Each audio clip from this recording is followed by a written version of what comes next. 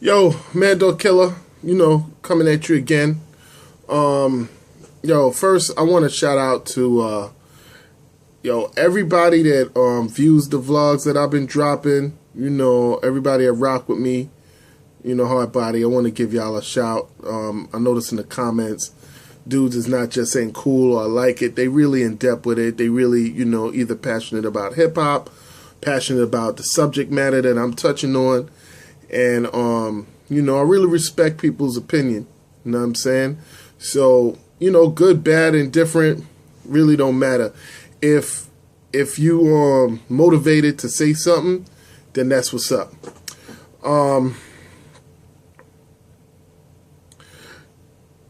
The reason I have this whole Mad Dog Killer Son vlog is really to focus on battle rap and hip hop culture. Anything that has to do with hip hop, I want to touch on or talk about. And I'd be remiss not to talk about the recent police brutality and things that's going on, and really don't matter what neighborhood it is. It could be Staten Island, it could be Ferguson, it could be LA, Chicago, you know what I'm saying, Detroit, the kid with the toy gun, Eric Gardner, Mike Brown. But I want to just say right off the rip, shit's gonna happen. Shit happens.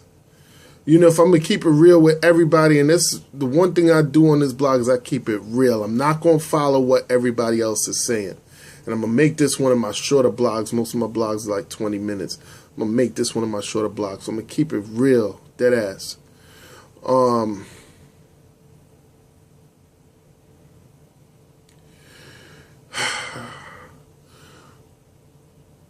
When I was growing up in Flatbush, Brooklyn, we had a lot of run-ins with the police. A lot of run-ins with the police. I mean, you could not avoid it. There was some good cops, bad cops, and some in between. There was some cops that would come down the block and be like showing us pictures. Yo, you know this person. Yo, you know this person. We'd be like, nah, we don't know him. And they keep it moving. Never had no problem. There'd be some cops that, you have fireworks or something like that. They come and just take your fireworks from you. All right, no problem. Ain't nothing you could do about that. There'd be some, they'll just come, they take any, if you had like a knife or a box cutter or something else, they happen to search you and they take it from you. All right, what you gonna do? When the officer say, hey, where you going? You got ID? All right, officer, yeah, I got ID. Oh, I'm heading this place, I'm going there. All right, thank you, officer. But that's it. The level of disrespect that's going on today against police officers in the hood,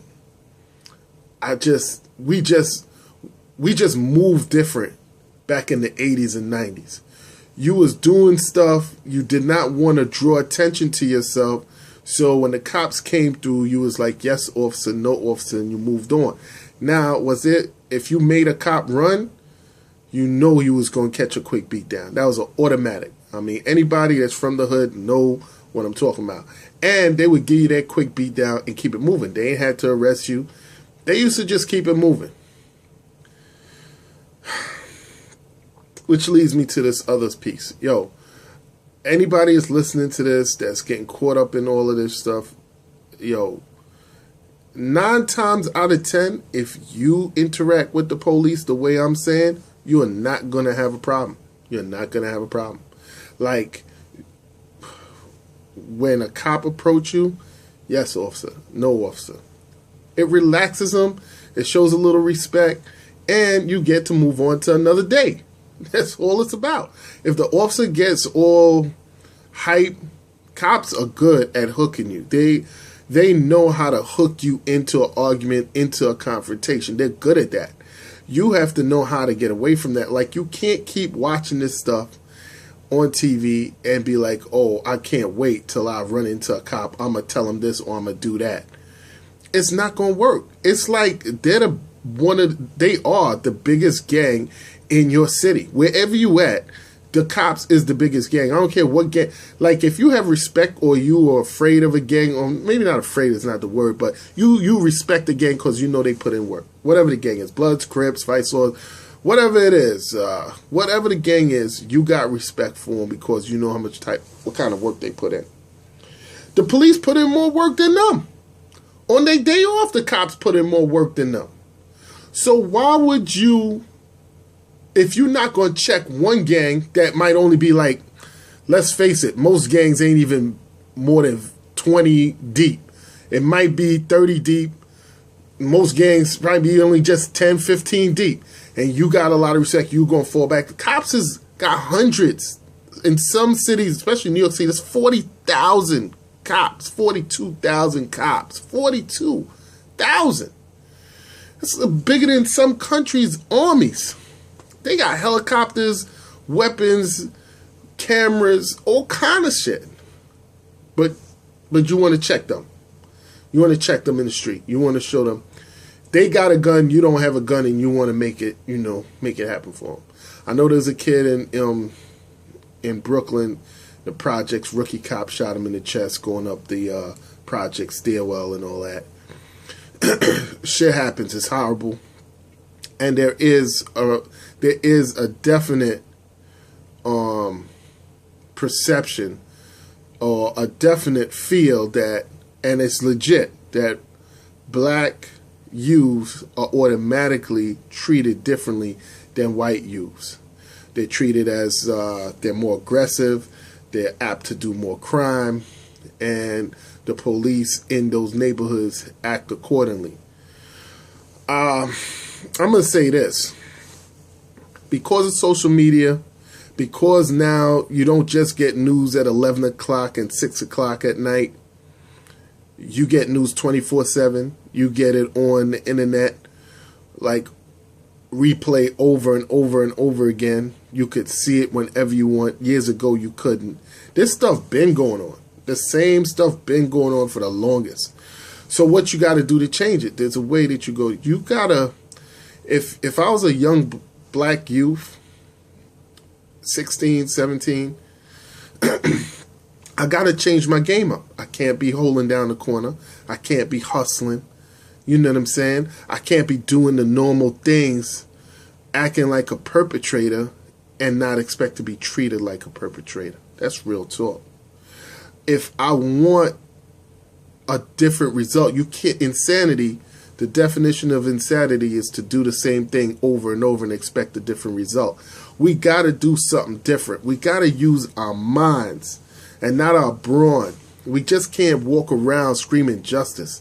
People gotta, and you can't let, just because somebody's a lawyer, a politician, or whatever, because he gets in front of a camera and starts screaming, this is not right, this is, they not treating us. Yo, we have to pull together as a people. We need to start supporting our communities. We need to support our local black leaders. We need to start making a focus on what we're going to do with our kids. Not what the police are going to do with our kids, what somebody else is going to do for our kids. We need to start looking at what we're going to do for our kids. What is some of the ways that we could give back or try to communicate with these young youths and let them know, hey, there's a life after 18. There's a life after 21. There's a life after high school. There's a life after junior high school. Some of these kids not even going to high school. There's a life after the streets, my nigga. There is a life after the streets. Guess what? You could get married. You may be a father. Notice what I'm saying. You may be a father to your kids, not have children. Anybody can have children, but be a father to them. You may have a time to be a provider for your family and be fruitful. You know what I'm saying? To the community. A lot of people, you see them at 30, 35, 40 years old. If you only seen them when they was 25, or when you seen them when they was 20 or 18, you would never guess it. But nowadays, we're not even getting to that level because we getting cut down. And I'll be honest with you, 9 times out of 10, we the ones cutting ourselves down. We the one taking each other out. It's not the police. I'm just keeping it real. It's not the police. When I'm outside my crib, when I'm going through the neighborhood, Whether I have to grip up or whatever, 9 times out of 10, I'm not looking for the police. As much as they showing this shit on the internet, I'm looking for someone that look like me that might try and play me. Real talk. I'm just keeping it real. And that's the way how it is. Anyway, I say all of that to say, look, I'd like to see the black people and just people in general that's a little older, a little bit more wisdom and know better, live life.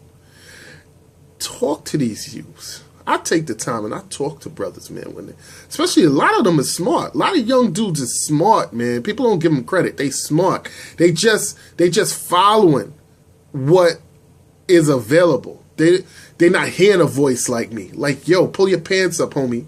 Yo, pull your pants up and act like you're about something. You know, my son went on an interview the other day for a job, and he was dressed, you know, alright. He had on like some khaki pants and sneakers and like a hoodie. I'm like, yo, homie, go inside, put on a button-down shirt, get some slacks and some shoes, and go in that interview like you want the job. Dress for the job you want, not the job that you have. You know, go on that job like you really want it. Because if you and that next dude is exactly the same and you're dressed up and he's not, guess who might get the job?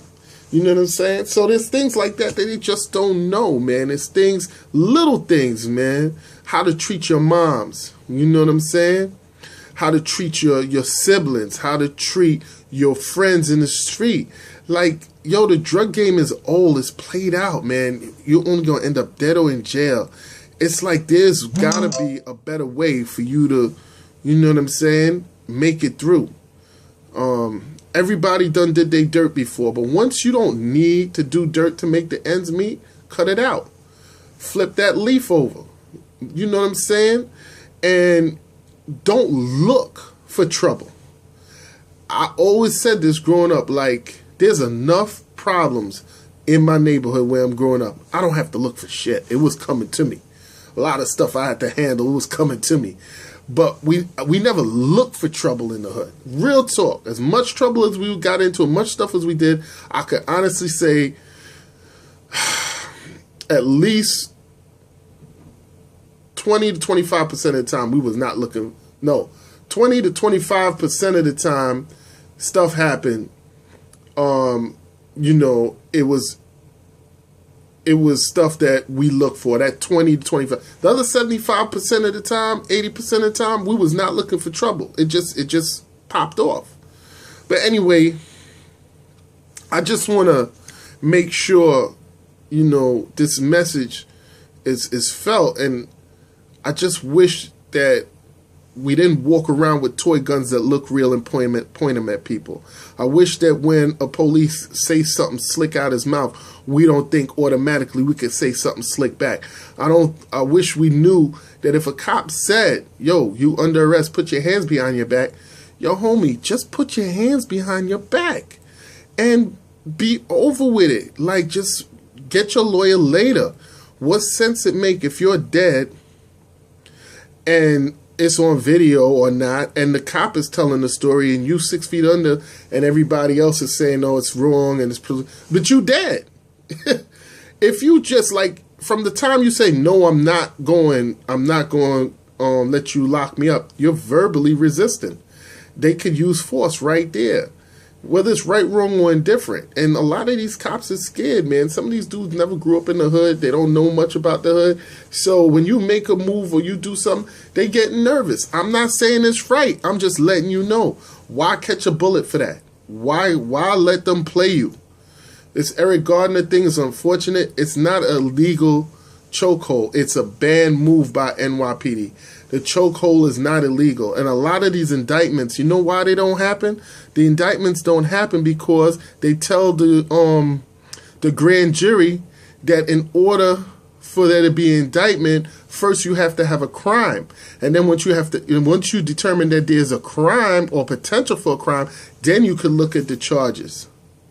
Well, if a cop is doing his job trying to effect an arrest, and a cop can arrest you, and you can't resist arrest, even if the cop doesn't have a lawful means to arrest you. So like he'll say he's making an assumption to arrest you and it's wrong, and they end up dropping that charge, you still can't resist arrest. Resisting arrest in it of itself is a charge and can stand by itself. So if a cop says you are under arrest, you have to comply as a citizen. And if you fail to comply, they can take it from A to Z. Does that mean they should put a bullet in you? No. But who's going to debate that in the street when he has the gun and you don't? You know what I'm saying? I'm going to try and hit this up again. I'm going to see how the descriptions and stuff go. Yo, subscribe, y'all. Holla at me. Let me know how you feel. I know there's a lot of people that feel a certain kind of way about this. Let me know how you feel. But, yo, we need to teach these youths so that they could live another day and be constructive and come up with a real plan on how to deal with this. It's not going to change until they train these cops differently on how to do their job. Right now, the training and the law is allowing them to do these things, and when the grand jury looks at it, the first thing they're looking for is a crime. And if a cop is trying to do his job by effecting an arrest, that's not a crime. That's why these things is getting thrown out right off the rip. So anyway, holler back at me.